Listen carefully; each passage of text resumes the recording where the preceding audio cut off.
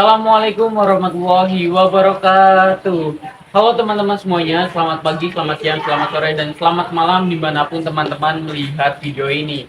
Dan pada kesempatan kali ini kita membawakan topik yang banyak menjadi perdebatan di antara para remaja nih. Kadang di antara remaja itu kita menganggap remeh materi hal tersebut karena ya kita merasa jauh dan kayaknya nggak berpengaruh bagi kita, yaitu adalah nafsa atau narkoba. Tetapi teman-teman tahu nggak sih, kalau seseorang atau remaja sudah dekat dengan yang namanya nafsa atau narkoba, itu justru mereka sangat butuh pertolongan. Nah, salah satu contoh pembicaraan atau kita akan membahasnya, yaitu di sini saya bersama narasumber kami yang sangat-sangat hebat dan memang di bidangnya mengenai hal tersebut. Mungkin bisa perkenalan satu-satu ya, dari mulai sebelah sini. Saya Lalita dari perwakilan BNN. Saya Syakif dari perwakilan polisi. Saya FH dari korban. Saya Lana sebagai perwakilan dari Kemenkes.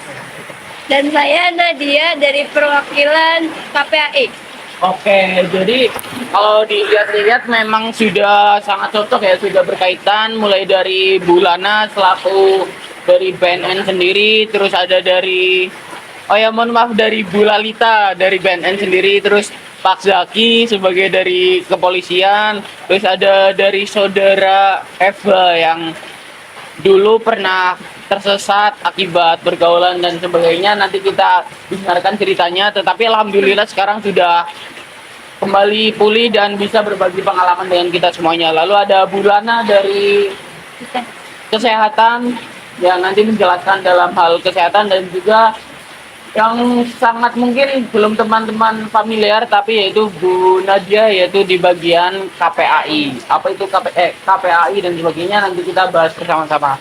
Mungkin bisa perkenalan role atau tugasnya ya di dalam lingkup narkoba ini, dari sana dulu deh, dari Nadia. Ya, untuk dari KPAI, karena pelaku ini masih di bawah umur, kami itu tugasnya adalah memastikan bahwa anak ini itu haknya tetap terlindungi. Jadi pada saat dia ini direhabilitasi dengan pihak BNN dan juga dari kesehatan, dia itu diperlakukan secara baik ya. Jadi kami memastikan bahwa dia ini nantinya diprioritaskan dalam proses rehabilitasi, dan dia itu tidak diperlakukan secara kasar, sama halnya seperti pelaku yang lebih dewasa daripada dia, karena kan dia kan masih di bawah umur. Jadi yang kita berikan hukumannya kepada dia itu tidak sama dengan yang sudah lebih tua dari dia, yang di atas 18 tahun. Ya. Berarti kalau bisa ditarik kesimpulan itu, kalau dari KPAI itu kayak walaupun pelaku atau korban itu sudah melakukan kesalahan, tetapi tetap memberikan jaminan atau perlindungan ya, supaya masa depan si anak tersebut masih dapat terjaga. Kalau dari kesehatan sendiri? Kemudian kalau dari sisi kesehatan ya, pengguna narkoba itu kan pastinya kayak dia itu setelah mengonsumsi narkoba pasti muncul efek-efek dari narkoba itu sendiri, karena kan itu berbahaya ya, bisa juga dari segi mental ataupun dari segi fisik. Nah, kami sebagai pihak dari kesehatan ikut memonitoring pengguna narkoba ini pada saat proses rehabilitasi, supaya kita bisa melihat perkembangannya, apakah dia itu semakin membaik kondisinya atau malah semakin buruk. Tetap menjaga dari segi kesehatan Iya. korban tersebut ya. Oke. Kalau dari saudara Eva sendiri, gimana perasaan saat ini? Kayak lebih baik lagi, yang dulunya ya masih kurang baik dan sekarang tetap kembali ke jalan yang benar. Ya, perasaan saya setelah menjalani rehabilitasi, saya merasa hidup saya itu lebih tenang, lebih bahagia, dan menikmati hidup lah kayak manusia pada umumnya. Mungkin nanti bisa cerita-cerita ya, kenapa asal-usul bisa akhirnya masuk dalam kelompok atau bergaulan yang mungkin kata masyarakat kurang bagus. Ya. Kalau dari Pak Zaki sendiri gimana? Kalau dari saya sendiri, saya memberikan sebuah denda. Misal dia di atas umur 18 tahun maka dia akan dipenjara selama 4 tahun. Apabila dia di bawah umur 18 tahun, dia hanya mendapatkan sistem peradilan pidana anak. Nah, di situ tuh terdapat 3 golongan. Yang pertama pengguna ganja dan sabu itu dipenjara 4 tahun. Kalau golongan 2 dipenjara 2 tahun dan golongan 1 dipenjara 1 tahun.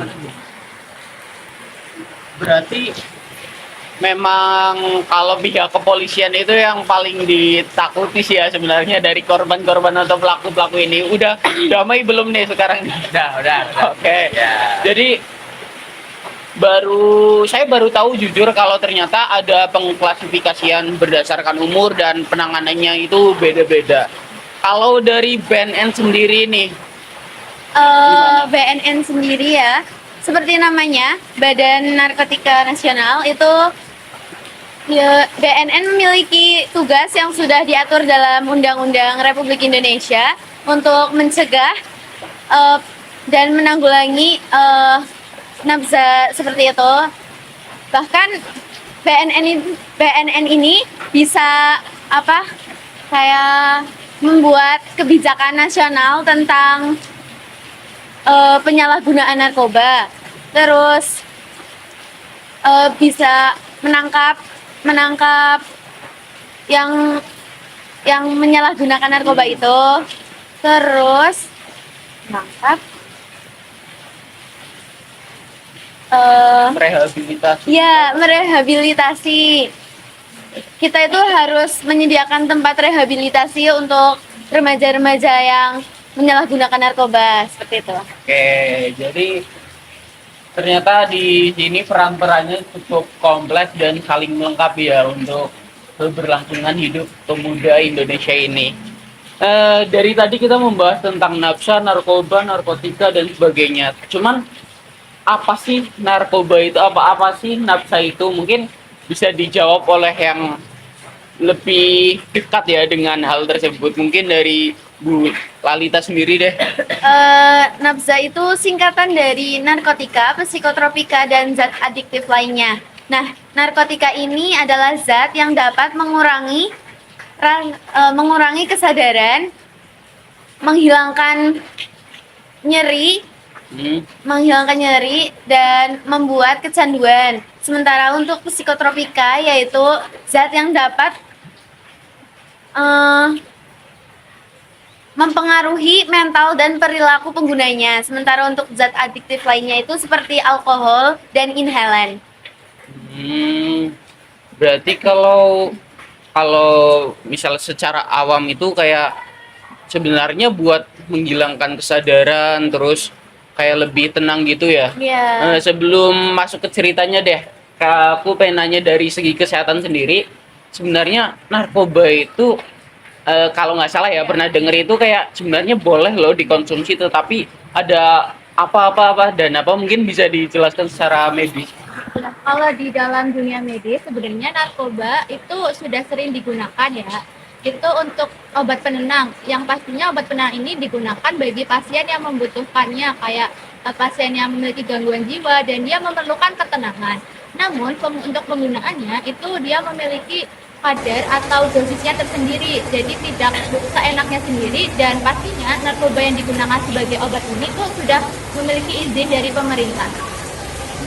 Berarti emang sebenarnya boleh Ya. dan tujuannya medis malah ya, cuman ya emang karena sering disalahgunakan.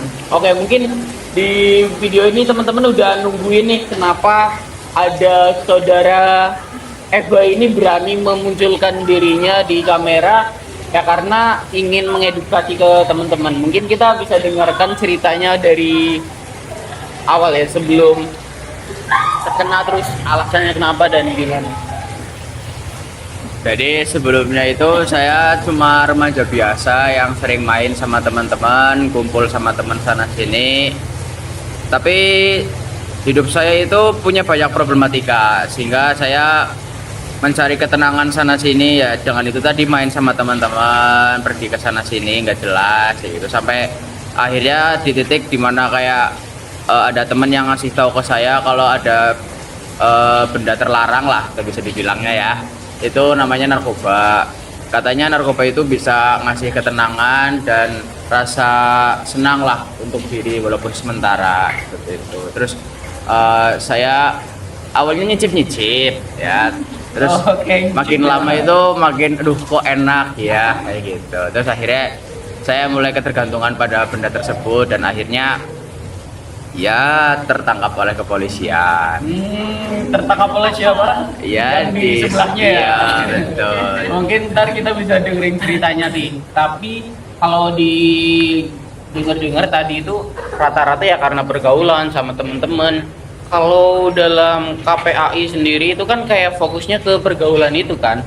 Itu berarti harapan untuk pergaulan anak sebenarnya gimana sih? Kan banyak anak di Indonesia nih yang ternyata masih sama. Kalau tujuan dari KPAI atau harapannya itu gimana? Harapan dari kami ya, anak-anak itu seharusnya kalau seperti dia ini harusnya masih membutuhkan pendampingan dari orang tua ya. Jadi kalau main itu harus diketahui dengan siapa saja dia bergaul. Jadi tidak terjerumus pada hal-hal yang salah seperti yang dia lakukan bersama dengan teman-temannya itu. Ya emang mungkin dia berbagai problematik yang dia miliki itu salah satunya adalah dari orang tuanya. Mungkin orang tuanya yang kurang perhatian. Jadi dia mencoba mencari kesenangan di luar dan akhirnya sampai jadi seperti itu. Mungkin dia kurang bonding ya dengan orang tuanya. Ya, juga bisa dipungkiri juga anak-anak itu sebenarnya bisa datang dari faktor eksternal dan juga internal itu sendiri. Gimana internal mungkin kayak nggak bisa mengelola dirinya dan ketambahan dari luar gitu ya. Nah kita dengerin cerita serunya nih gimana si saudara FH ini bisa berurusan dengan hukum yang sangat ditakuti. Mungkin cerita dari Pak Zaki deh selaku kepolisian untuk gitu. Jadi itu pada saat itu saya dan teman-teman saya lagi berpatroli malam untuk menyelidiki setiap sudut-sudut kota. Nah di situ tuh saya melihat ada segerombolan anak lagi duduk-duduk di tempat gelap. Nah saya tuh curiga, kenapa nongkrongnya di tempat gelap, bukan di tempat yang terang aja. Nah saya langsung mendekati anak-anak tersebut dan menanyakannya, lagi ngapain dek? Nah di situ ternyata banyak sekali obat-obat terlarang seperti ganja, sabu dan lain-lain. Nah, kami langsung menindaklanjuti hal tersebut, ditangkap dan dibawa ke kantor polisi dan kami menginterogasi bahwasanya anak tersebut masih di bawah umur. Berarti memang tertangkap lagi di tempat yang sepi gitu ya.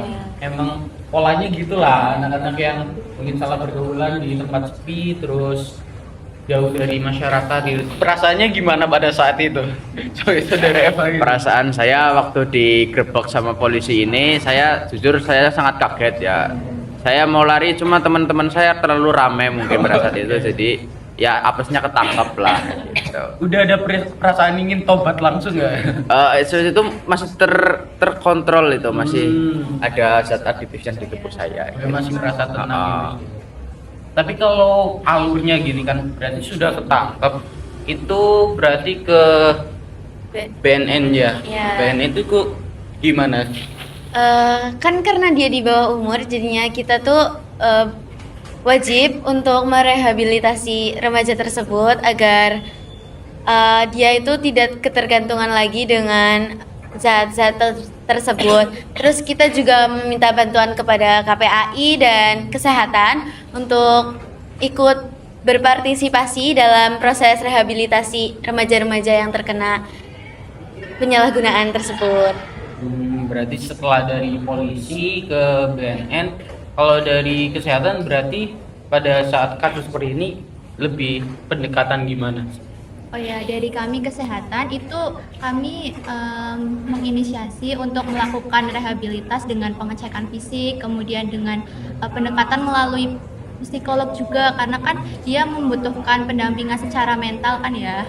Ya karena dia bisa terjerumus ke zat adiktif ini kan pasti terdapat masalah-masalah yang berkaitan dengan mental juga.